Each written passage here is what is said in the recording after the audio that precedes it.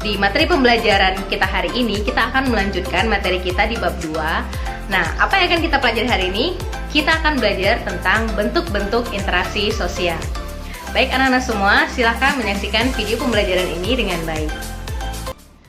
Baik, tujuan pembelajaran kita adalah menjelaskan bentuk interaksi sosial yang asosiatif, menjelaskan bentuk interaksi sosial yang disosiatif.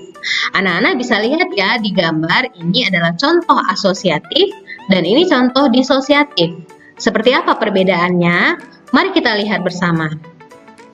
Interaksi sosial dapat terjadi dimanapun dan kapanpun, serta dilakukan oleh siapapun tanpa mengenal usia, status sosial, dan pendidikan.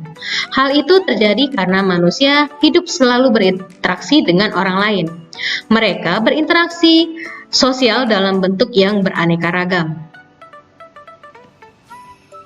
Interaksi sosial dibedakan menjadi asosiatif dan disosiatif. Asosiatif itu adalah proses ini terjadi apabila seseorang atau sekelompok orang melakukan interaksi sosial yang mengarah kepada kesatuan pandangan. Sementara disosiatif, proses ini terjadi apabila seseorang atau sekelompok orang melakukan interaksi sosial yang mengarah pada konflik dan merenggangkan solidaritas. Yang pertama, proses-proses yang asosiatif. Anak-anak bisa lihat ya di gambar. Pertama itu adalah kerjasama, yang kedua akomodasi, yang ketiga asimilasi. Mari kita lihat apa bedanya kerjasama, akomodasi, dan asimilasi.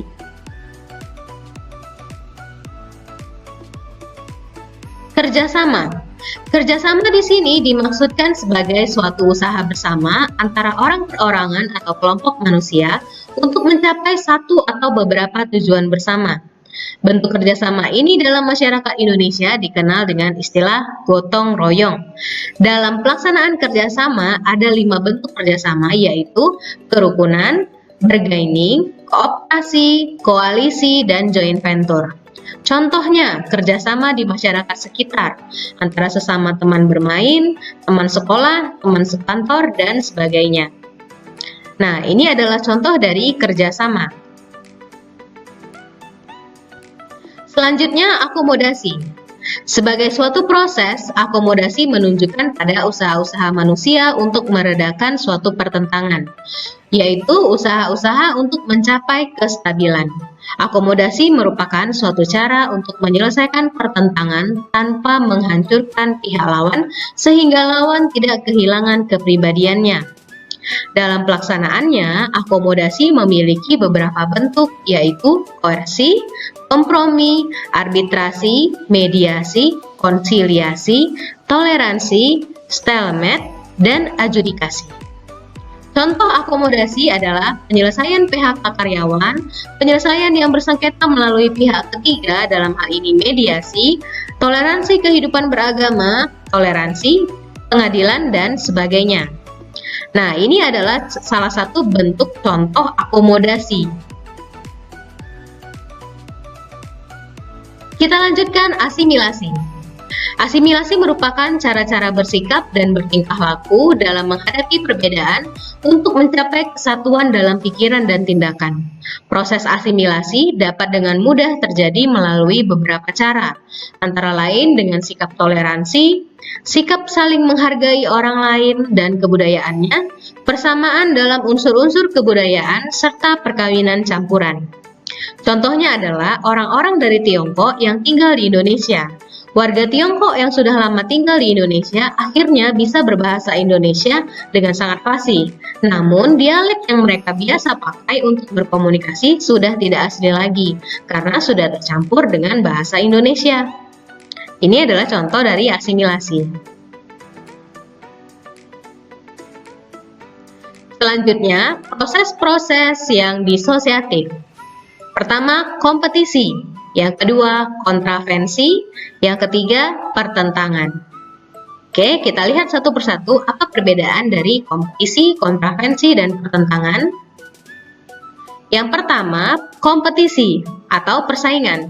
Kompetisi adalah suatu proses individu atau kelompok yang bersaing untuk mencari keuntungan melalui bidang-bidang kehidupan tertentu. Contohnya gelar juara.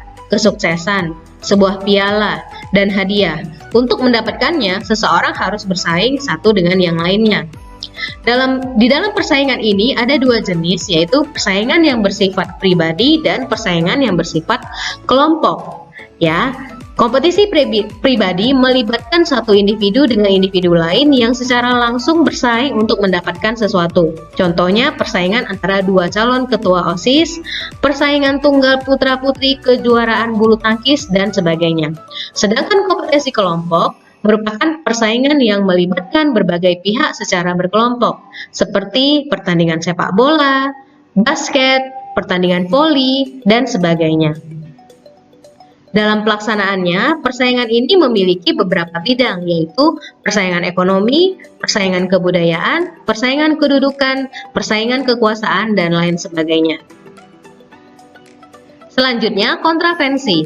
Kontravensi adalah sikap mental yang tersembunyi terhadap orang lain atau terhadap unsur-unsur kebudayaan suatu golongan tertentu.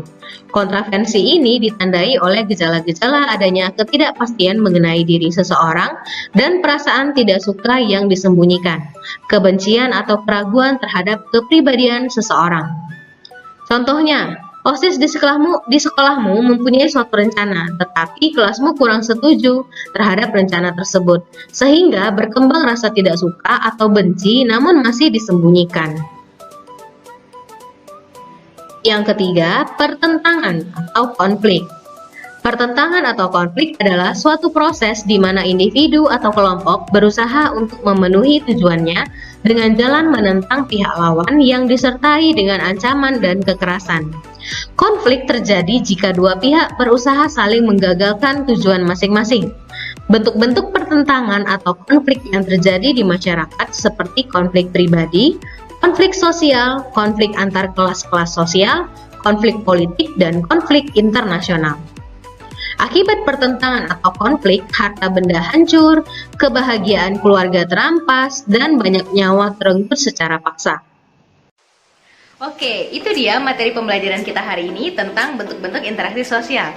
Di mana interaksi sosial itu ada dua, yaitu interaksi sosial asosiatif dan juga interaksi sosial disosiatif.